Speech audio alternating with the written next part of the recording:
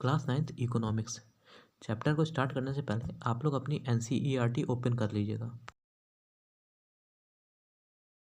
The story of village Palampur. इस chapter में village Palampur की स्टोरी दी गई है।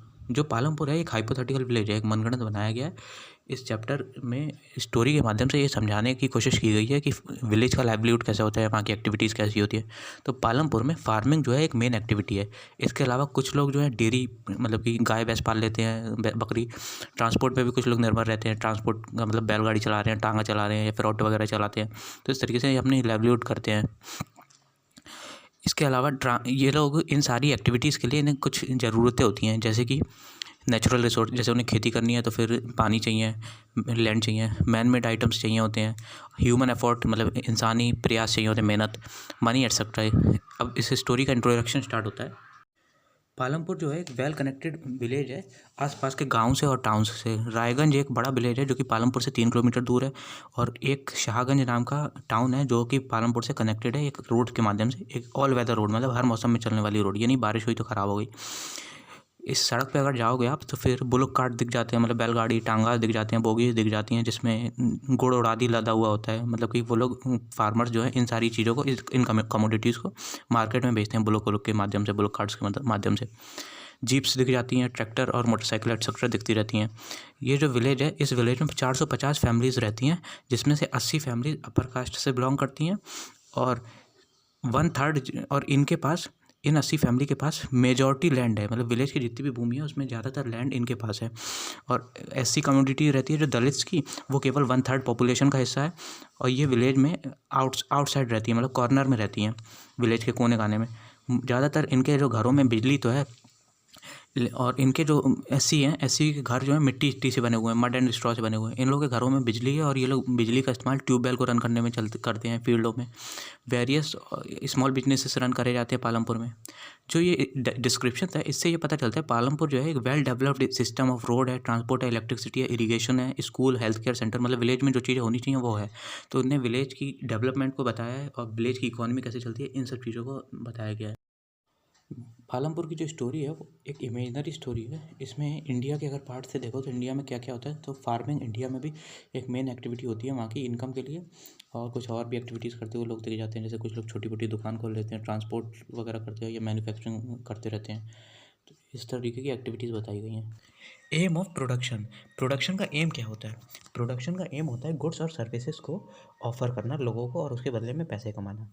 अब इस प्रोडक्शन की रिक्वायरमेंट क्या होती है? तो सबसे बड़ी जो रिक्वायरमेंट होती है लैंड की। कोई जगह होगी, उसी जगह पे आप प्रोडक्शन कर सकते हो। नेचुरल रिसोर्सेज होने चाहिए।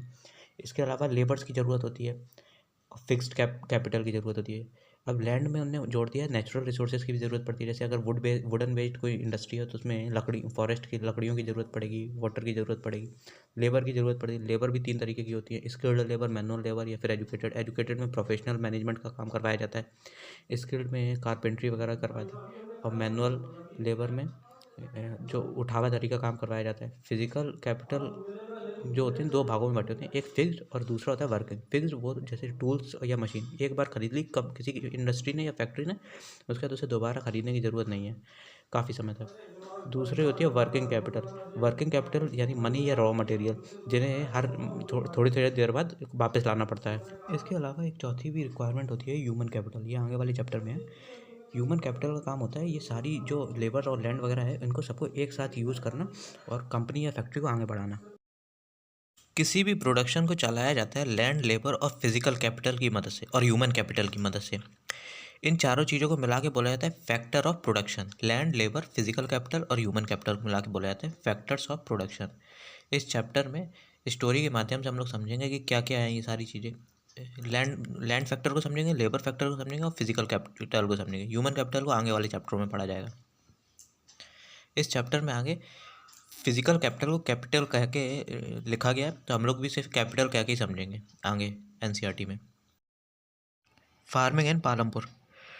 पालमपुर की फार्मिंग। पालमपुर में लैंड जो है वो फिक्स है। लगभग 75% जो लोग हैं वहाँ के, वो फार्मिंग पे डिपेंड हैं अपने जीवन चलाने के लिए। वो या तो फार्मर्स हैं या फिर फार्म लेबर हैं। उनका जो अच्छा बुरा है वो केवल प्रोडक्शन फार्म के प्रोडक्शन पे डिपेंड करता है। प्रोडक्शन को बढ़ाने के लिए पालमपुर में एक बाधा है, वो ये है कि 1960 से जितनी लैंड थी विलेजर्स के पास, फार्मर्स के पास, उससे ज़्यादा बड़ी नहीं है लैंड फार्मिंग के लिए। विलेज में जितनी भी बेकार वेस्ट लैंड पड़ी हुई थी, उसको भी अब गाँव में किसानों ने कल्टिवेटेड पर्पज़ के लिए यूज़ करने लगे, एग्रीकल्चर के लिए यूज़ करने लगे। लेकिन अब और इससे ज़्यादा स्कोप ही नहीं रह गया लैंड का, तो फिर प्रोडक्शन भी ज़्यादा नहीं बढ़ पा रहा है पालमपुर में। स्टैंडर्ड यूनिट जो होती है लैंड एरिया को नापने के लिए वो होती है हेक्टेयर, लेकिन लोकल लेवल में लोग इसे गांव में बीघा या गुंथा बोल देते हैं। एक हेक्टेयर मतलब कि एक स्क्वायर जिसकी एक साइड 100 मीटर की हो। यहाँ पे नीचे और भी दिए गए हैं, 1 hectare is equal to 2.47 acres. Palampur का जो लैंड यूज़ पैटर्न है वो कुछ कुछ वेस्टर्न यूपी के जैसा है। पालमपुर में कोई भी भूमि बेकार नहीं है, ज़्यादातर को यूज़ किया जाता है फसल उगाने के लिए। इडल मीन्स होता है बेकार। रेनी सीजन में खारिफ क्रॉप उगाते हैं ये लोग, जिसमें ज्वार और बाजरा उगाते हैं। इसका इस्तेमाल ये लोग जानवरों को खिलाने के लिए कर देते हैं, जानवरों को उगाया और जानवरों को खिला दिया ज्वार और बाजरा को। इसके बाद ये लोग पोटैटो उगाते हैं अक्टूबर और दिसंबर के महीने में।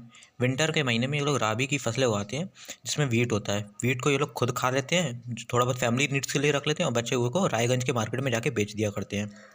इसके अलावा ये लोग शुगर केन और उगाया करते हैं। शुगर केन अपनी कुछ भूमि पे शुगर केन उगा लेते हैं हर साल, और उसको जैगरी के फॉर्म में यानी गुड़ के फॉर्म में, या फिर केवल शुगर केन मतलब गन्ने के फॉर्म में बेचाते हैं शाहपुर के ट्रेडर्स को, शाहपुर के मार्केट में। पालमपुर में 3 क्रॉप उगने का कारण था वहाँ की irrigation, well developed system of irrigation. मतलब वहाँ पे पानी की मात्रा, मतलब सिंचाई जो होती है किस फसल के लिए, वो पर्याप्त हो रही थी। इलेक्ट्रिसिटी आ गई थी पालमपुर में बहुत पहले ही, और इसके कारण लोगों ने इरिगेशन के लिए पर्शियन व्हील की बजाय अब ट्यूबवेल्स का इस्तेमाल करना स्टार्ट कर दिया। पर्शियन व्हील आगे बता देंगे क्या होता है। ट्यूबवेल्स का इस्तेमाल करना स्टार्ट कर दिया। पहले कुछ ट्यूबवेल्स गवर्नमेंट ने लगाए थे, उसके बाद लोग काफ़ी अवेयर हुए और लोगों ने देखा कि ये काफ़ी इफेक्टिवली ज़्यादा एरिया को सिंचाई हो रही है, ज़्यादा इरीगेशन हो पा रही है, तो उनने अपने प्राइवेट भी ट्यूबवेल्स लगवा लिए। 1970 में सारा एरिया जितना भी था वो कल्टीवेट होने लगा ट्यूबवेल्स के माध्यम से, 200 हेक्टेयर का एरिया। पर्शियन व्हील इस तरीके का एक स्ट्रक्चर होता है जिसमें ऊपर व्हील है, जिसमें ऊपर बाल्टियाँ बांधी है, जिससे पानी को खींचा जा रहा है। एक ही बार में काफ़ी सारा पानी को खींच लेते हैं ये लोग पर्शियन व्हील की मदद से। काफ़ी ये पुराना तरीका है, इरिगेशन के लिए यूज़ किया जाता था। सभी एरिया को वेल इरिगेशन, सभी विलेजेस को वेल इरिगेशन नहीं मिल पाती है जैसा पालमपुर में मिल रही है। केवल नदी के तट पे बने हुए विलेज या फिर समुद्र के तट पे बने हुए विलेजों को ही मिल पाती है अच्छी इरिगेशन। भारत के जितना भी कल्टिवेटेड एरिया है उसका केवल 40% एरिया को प्रॉपर इरिगेशन मिल पाती है। बाकी का एरिया जो है रेनफॉल पे डिपेंडेंट रहता है इरिगेशन के पर्पज़ के लिए। मल्टीपल क्रॉपिंग, एक लैंड एरिया पे एक से ज़्यादा फसल उगाने को मल्टीपल क्रॉपिंग कहते हैं। ये बहुत अच्छा तरीका होता है प्रोडक्शन को बढ़ाने के लिए किसी भी लैंड एरिया के। पालमपुर के जो फार्मर्स थे वो कम से कम 2 फसलें उगाया करते थे। उसके बाद वो लोग, कई सारे लोग पोटैटो भी उगाने लगे एज ए थर्ड क्रॉप, तीसरी क्रॉप के तरीके से। पिछले 20 सालों से करीब ऐसे ही चल रहा था। इन ग्राफ्स में डेटा दिया है कि इंडिया के क्रॉपिंग पैटर्न में क्या क्या चेंजेस हुए हैं। 1950 में 120 मिलियन हेक्टेयर कल्टिवेटेड एरिया था, और 2012 का डेटा है जो रिसेंट, उसमें 155 हेक्टेयर हो गया है data cultivated. Other methods for higher yield को बढ़ाने के लिए कुछ और तरीके के भी मेथड होते हैं, जैसे अभी हम लोगों ने मल्टीपल क्रॉपिंग पढ़ा था, अब मॉडर्न फार्मिंग है। यील्ड क्या होता है? YIELD। यील्ड का मतलब ये होता है कि एक भूमि पे कितनी, एक सीज़न के अंदर कितनी फसल उग सकती है, उसे बोल दिया जाता है इस भूमि का ये यील्ड है, मतलब कि पैदावार है। बस यही चीज़ होती है। YIELD is measured as a crop produce on a given piece of land during a single season. एक सीज़न में एक लैंड में कितना पैदावार हो रही है। मॉडर्न फार्मिंग, अब देखो 1960 से पहले तक क्या होता था, किसान जो थे कल्टीवेशन करते थे ट्रेडिशनल तरीके से, मतलब पारंपरिक तरीके से, जैसा पहले से चलता आ रहा है उन्हीं तरीके से करते थे। वो लोग सीड खरीद लाते थे मार्केट से जाके, और या पूरा अपनी जो फसल में सीड्स हुए, जैसे गेहूँ की फसल निकाली तो कुछ गेहूँ बचा ली और उसे एज ए सीड यूज़ कर लिया। और काऊ डंक यानी गाय के गोबर को यूज़ करते थे, जो आसपास चीज़ें यूज़ होती थी उनके अवेलेबल, उसी चीज़ से वो फसल कर लेते थे। 1960 में ग्रीन रिवॉल्यूशन आई, हरित क्रांति आई। अब इंडियन फार्मर्स ने क्या किया, कल्टीवेशन स्टार्ट कर दी HYV सीड्स को लेके, हाई यील्डिंग वैरायटी सीड। अब ये HYV सीड्स होते क्या हैं, तो ये जो सीड्स थे ये भरोसा दिलाते थे कि फसल जो है वो अच्छी उगेगी और एक पौधे में काफ़ी सारे अनाज मतलब काफ़ी सारे ग्रेन्स निकलेंगे, अनाज निकलेगा एक सिंगल प्लांट से। तो अब लोग जो थे HYV सीड्स की तरफ भागने लगे। लेकिन HYV सीड्स के कुछ ड्रॉबैक्स भी थे, जो कि ये था कि इसमें केमिकल फर्टिलाइजर्स का यूज़ होता था। अब काऊ डंग से नहीं हो पाता था, है ना। हम लोग जो ऑर्गेनिक फार्मिंग समझते हैं, जो सिक्किम वगैरह ने कर लिया ऑर्गेनिक फार्मिंग, तो उस समय पे शुरुआत में हम लोग के यहाँ ऑर्गेनिक ही फार्मिंग होती थी। बाद में केमिकल फर्टिलाइजर का यूज़ होने लगा, पेस्टिसाइड्स का। HYV सीड्स को डालोगे तो पेस्टिसाइड पेस्ट को मिटाने के लिए, कीड़े मकोड़ों को हटाने के लिए पेस्टिसाइड्स का। और काफ़ी सारा इसमें पानी जाता था, plenty of water as purpose of irrigation के लिए काफ़ी सारा पानी ये लोग यूज़ करा जाता था फार्मर्स द्वारा। तो ये HYV सीड्स के कुछ ड्रॉबैक्स थे। हाई यील्ड अगर प्रोडक्शन करना है तो फिर किसानों को काफ़ी सारा पानी डालना पड़ता था, केमिकल फर्टिलाइज़र डालने पड़ते थे, पेस्टिसाइड डालने पड़ते थे, और HYV सीड्स महंगे जो आते थे मार्केट से वो खरीदने पड़ते थे। फार्मर्स जो थे पंजाब के, हरियाणा के और वेस्टर्न यूपी मतलब कि पश्चिमी उत्तर प्रदेश के, उनने सबसे पहले मॉडर्न फार्मिंग को ट्राई किया। मतलब जैसे ही मॉडर्न फार्मिंग आई, ग्रीन रिवॉल्यूशन आया, तो उनने तुरंत इस चीज़ को एक्सेप्ट कर लिया। फार्मर्स इस रीजन के अपने खेतों में ट्यूबवेल्स लगवाए इरीगेशन के लिए, और HYV सीड्स खरीदने लगे, केमिकल फर्टिलाइजर्स, पेस्टिसाइड्स वगैरह वगैरह खरीदने लगे। कुछ लोगों ने महंगी महंगी मशीनरी भी खरीद ली, जैसे ट्रैक्टर। पहले बुल्स का यूज़ होता था, बैलगाड़ी वगैरह मतलब बैलों का, अब ट्रैक्टर्स का यूज़ करने लगे वो लोग, थ्रेशर वगैरह का यूज़ करने लगे, प्लगिंग के लिए, और हार्वेस्टर और इस तरीके की चीज़ों का यूज़ करने लगे यूपी, पंजाब और हरियाणा के लोग, वेस्टर्न यूपी के लोग। इसका फ़ायदा ये हुआ किसानों की, उनकी प्रोडक्शन बढ़ गया। अब पालमपुर में क्या होता था, पालमपुर ने भी एक्सेप्ट कर लिया HYV सीड्स को यूज़ करना। तो उनका जो पुराने ट्रेडिशनल वैरायटी को यूज़ करते थे तब वो 1300 kg पर हेक्टेयर में उगा पाते थे। लेकिन जैसे ही HYV सीड्स को यूज़ करना उन्होंने स्टार्ट किया तो वो 3200 kg पर हेक्टेयर में उगाने लगे। मतलब कि 2.5 गुना बढ़ गई फसलें, 2.5 गुना से भी ज़्यादा ही बढ़ गई। तो काफ़ी ज़्यादा जब प्रोडक्शन इंक्रीज़ होने लगा वीट्स का, तो फार्मर्स अपने यूज़ के लिए, कंजम्पशन के लिए रख लेते। बचा हुआ जो सरप्लस वीट होता था, मतलब बचा हुआ जो होता था, उसे जाके मार्केट में बेचाते। इनकी फिर इनकम भी ज़्यादा होने लगी अब फार्मर्स की।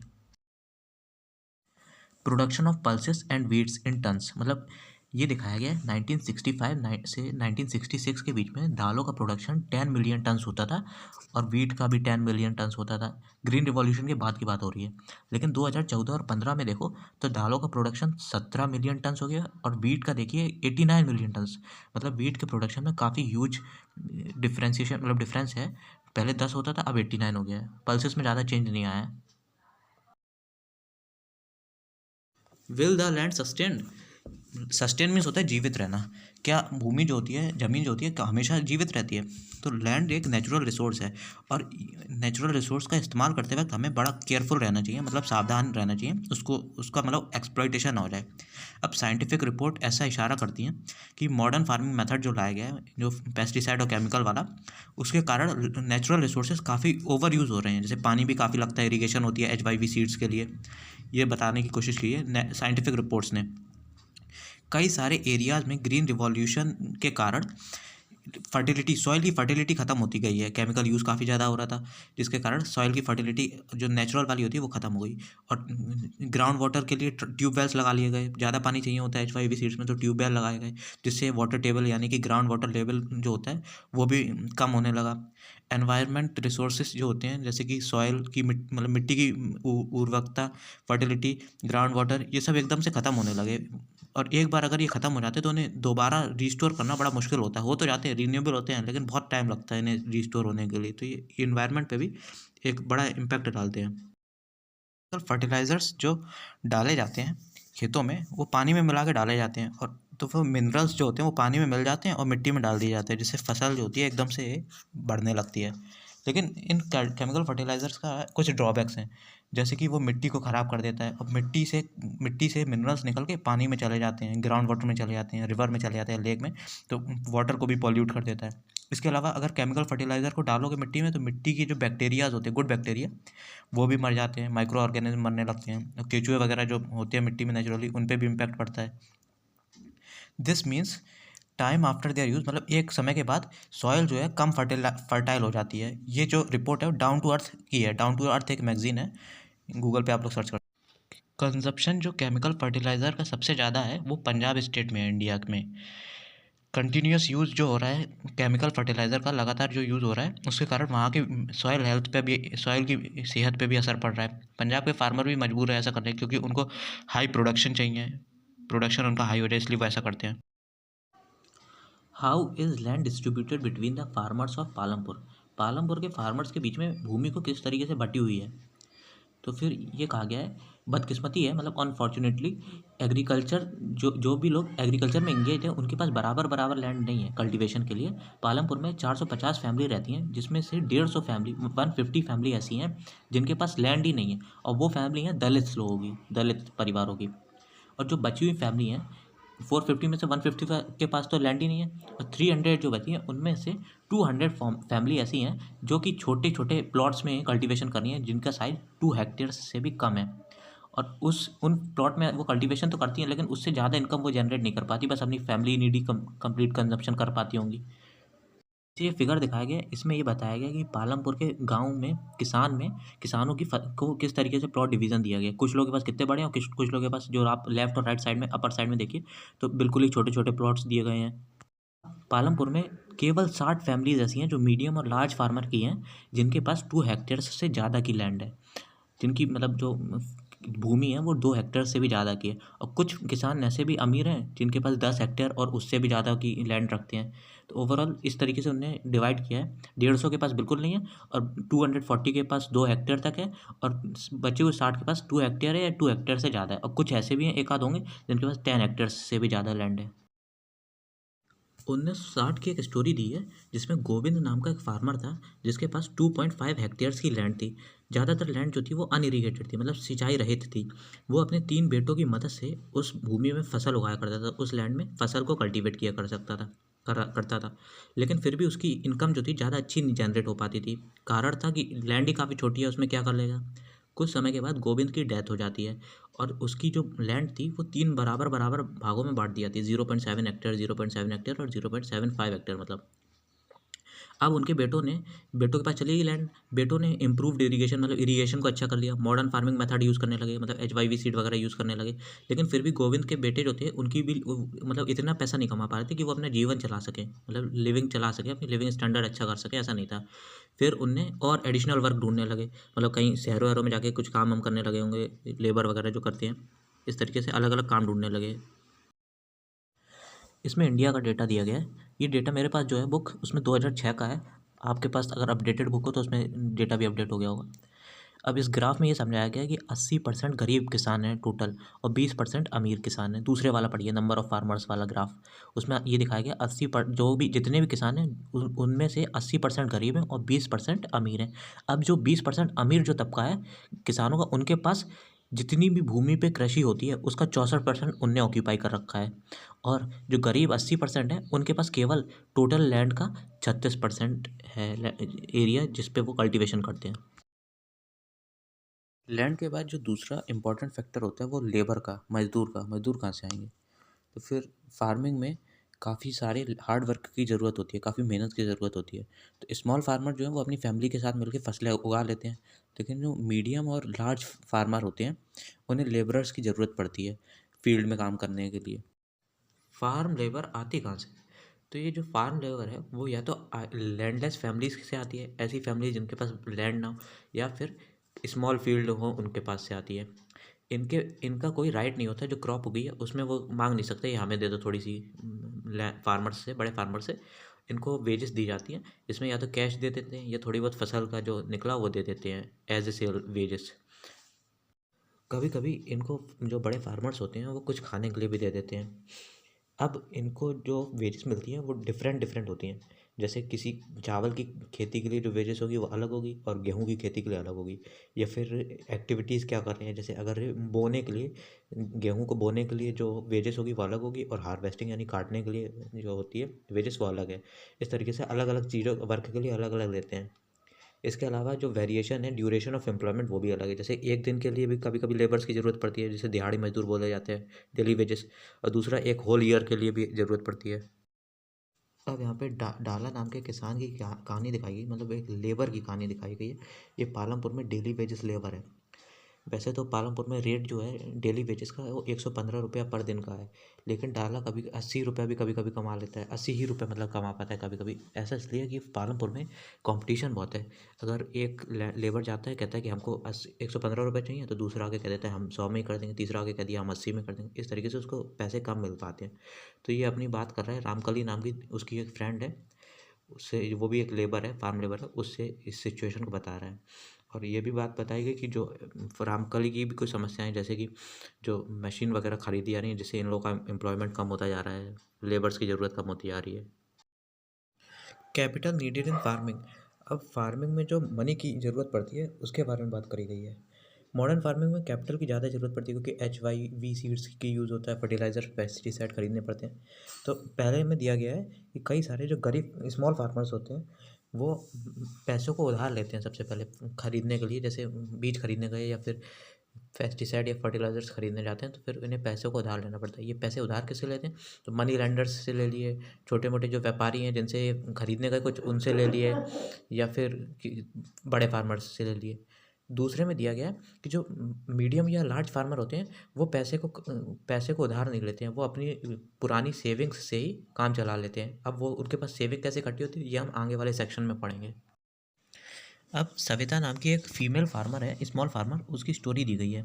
सविता के पास 1 हेक्टेयर की लैंड है, जिसमें वो जाती है फसल उगाए। अब उसने जब देखा तो फिर सीड्स फर्टिलाइज़र्स को मिला के पूरा खर्चा 3,000 रुपये का आ रहा है, जिसमें तीन उसके पास तो वो रुपये है नहीं। तो वो उसने सोचा चलो तेजपाल नाम के एक बड़े बोरोवर से जाके मनी को ले लिया जाएगा, उधार पे ले लिया जाएगा। तेजपाल कहता है उससे, सविता से, कि मनी देने के लिए वो 24% का रेट लगा देते हैं, इंटरेस्ट रेट। मतलब 100 रुपये अगर उसने दिए तो 24 रुपये उसको ब्याज देना पड़ेगा। ब्याज दो 24% की दर लगा देता है तेजपाल। इसके अलावा वो सविता जो है तेजपाल से वादा करती है कि वो उसके तेजपाल के फील्ड में 35 रुपये प्रतिदिन के हिसाब से मजदूरी करेगी। अब आगे ये बताया गया कि जो सविता है वो मदर है 3 बच्चों की, तो फिर उसके पास कितनी रिस्पॉन्सिबिलिटीज़ हो जाएंगी काम करने के लिए, कि उसे अपने भी फील्ड में भी वर्क करना है और 35 रुपये प्रतिदिन में तेजपाल के यहाँ भी वर्क करना है और अपने हाउस होल्ड को भी चलाना है। इस तरीके की चैलेंजेस को स्मॉल फार्मर्स को फेस करना पड़ता है। Sale of surplus farm product. जो फार्म प्रोडक्ट बचते हैं एक्स्ट्रा, उनको बेच दिया जाता है। अब हम ऐसा मान रहे हैं कि किसी किसान ने वीट उगाए, उसने तीनों फैक्टर्स जो थे प्रोडक्शन के, लैंड, लेबर और कैपिटल, तीनों को यूज़ करने के बाद वीट उगा लिए। अब वीट को हार्वेस्ट करने के बाद वो क्या करेगा उन वीट्स का? तो लिखा है फार्मर्स जो होते हैं अपने कंजप्शन का, अपनी मतलब फैमिली की जितनी नीड होती है उतना वीट बचा लेते हैं, या फिर अपने प्रोडक्ट को बचा लेते हैं, बाकी का जो एक्स्ट्रा बचता है उसको मार्केट में जाके सेल कराते हैं।